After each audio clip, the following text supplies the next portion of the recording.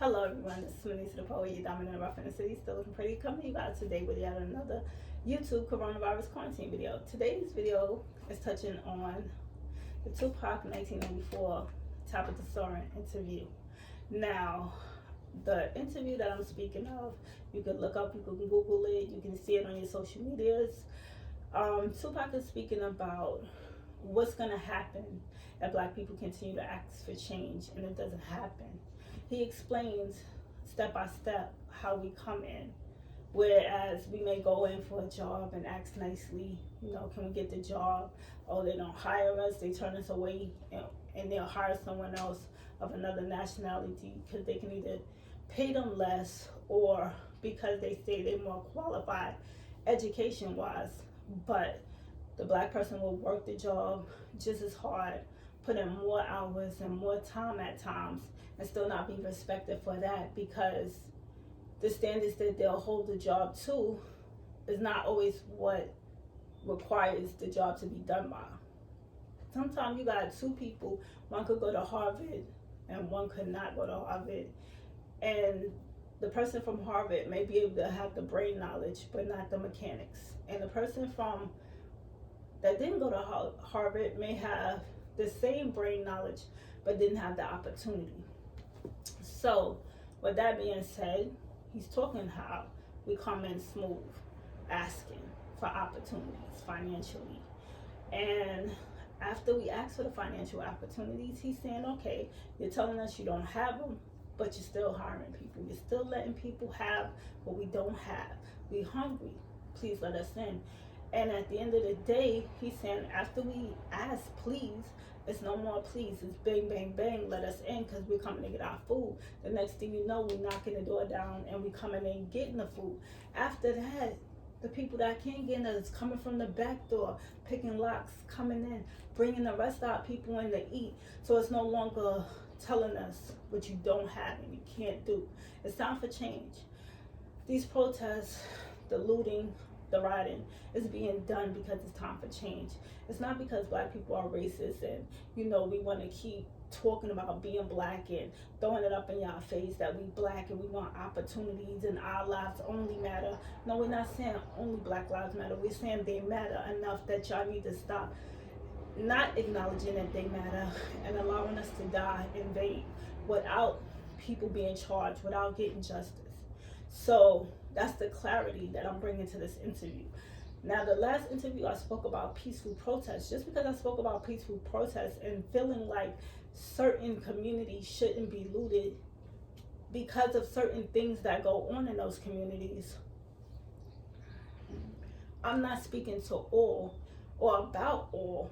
I'm speaking about how in life sometimes things are totally not fair. You understand? Yeah, it's not fair that we grew up into what we grew up into, and poverty in certain situations. But let me just explain.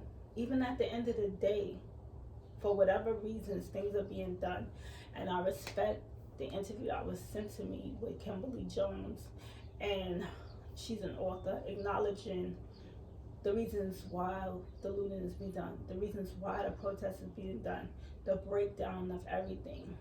I respect that, even going back to the past, because there's some people who don't know the true struggle of African Americans.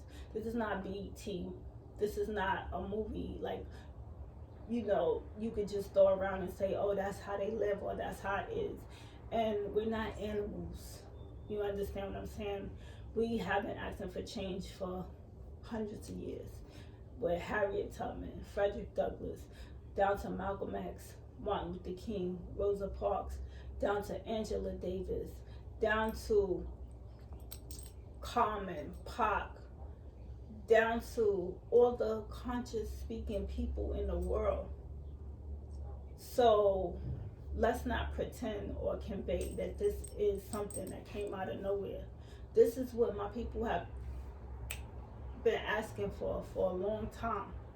So at the end of the day, when you hear us asking for change and we asking you in a good way and we not being respected, this is what comes out of it. This is the result of it. Now, like I said, I don't change my statement. Martial law is not good for anybody. Martial law will affect everybody, and innocent people could be hurt, and innocent lives could be lost, and it won't even matter whose fault it is. Let's make that clear.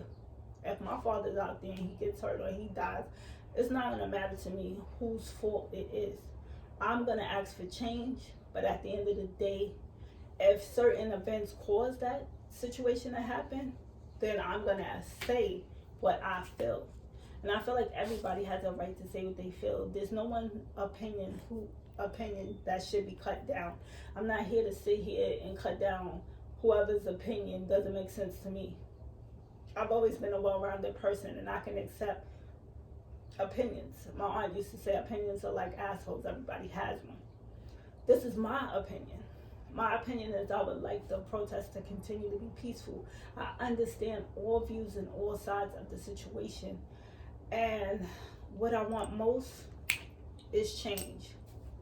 And what I want to see happen for my people is where we get to a place where we don't have to do this. Where things are not getting burnt down, torched, and taken, and give those opportunities. I mean, right before this happened in my city, you had the governor and the mayor speaking of how they can give African Americans more so that we wouldn't be so disparaged and affected by the coronavirus the way we was, because they were saying Latinos and African Americans were affected in a higher rate because we're not getting the care we need, and things weren't being done in our communities the way it should have been.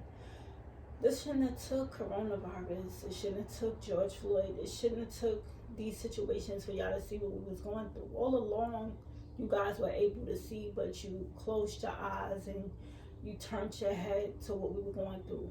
It's time. Make that change, because by not making those changes, you're affecting not only people that you, as a matter of opinion, think are doing it for no reason and that deserve what's happening to them, but you're also affecting the people who don't deserve it. And who the hell are y'all to say who deserves what? Because the reality is you don't know what people have walked through in their lives. At the end of the day, for change to happen, the powers that be, those are the people that are in power, that have the money, y'all have to make those changes, because you cannot sit here and say that they're poor, disparaged people that are asking for change and they can make it happen when they have been trying and you did nothing. So now they're telling you in a way that you cannot deny that this is needed. Get it done, because if you don't get it done, it doesn't only destroy us as a people, it destroys the whole country. Now, without being so political, because that's not my thing, I'm just going to keep it where it's at. It's about human rights, as I say in all my videos. We have a right as humans to be treated equally. We are asking for equality. We are asking to be treated the way we deserve to be treated. We asked for that with segregation. We asked for that for the end of when slavery ended. We ask for that now, when clearly the things that are happening and the changes that are being made is not enough. This has been Manisa the Poet, your dominant rough in the city, coming to you today with food for thought during this coronavirus quarantine. This is the middle of a pandemic. If this doesn't tell you anything, this should let you know. There's sick people out here marching and protesting. There are people that are not sick, that don't want to get sick, but at the end of the day, they're out here because they need change. They don't feel their voices will be heard any other way. And to show that there are other countries like Paris and the Netherlands getting involved, at the end of the day, that shows you that other people understand we need change too. So why not here at home in America, in the United States? Why can't you see your people need change? You have to do better. And these police officers who are murdering people and getting away with it, come on, y'all have to do better. Because like I said in every video that I made, No, it's not everybody. And some people say that there's good cops that stand by, but what about a cop that never encountered anything being done? I don't know who saw what. I don't even give a damn who saw what. I give a damn that there's change. And I give a damn that there's justice. And that's what it should be about. It's not about nitpicking. Damn the nitpicking. The change is for everyone, and the change is for everyone to make. So good cop, bad cop, everybody change. Change in the sense that when you do what you need to do, we actually see it not in just one case, but in all. All right, I'm done. Hope I covered everything. If you got any questions, leave it in the comments. If you got any opinions, leave it in the comments. And I feel like all opinions matter. Just like all Black lives matter, all lives matter, all opinions matter. And I'm the type of person, I really don't get hurt by if, a person feels one way or the other. We all have a right to our feelings. But I'm not just speaking for me, I'm speaking as an African American woman. And I don't feel like anyone can look down on me for doing so. Like I said before, I can't speak for others because I'm not in your skin. You guys have a right to speak, and you do speak, and you have spoken. So continue to use your voice. Hopefully your voices are heard. And I do believe change is possible. It's been done throughout history.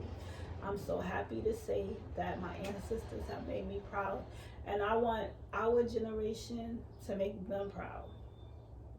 Show them that what they fought for was worth it. This has been Manisa the Poet. Thank you to God first and foremost. And shout out to all the essential workers who are still out here doing their job so we can eat, have medical care,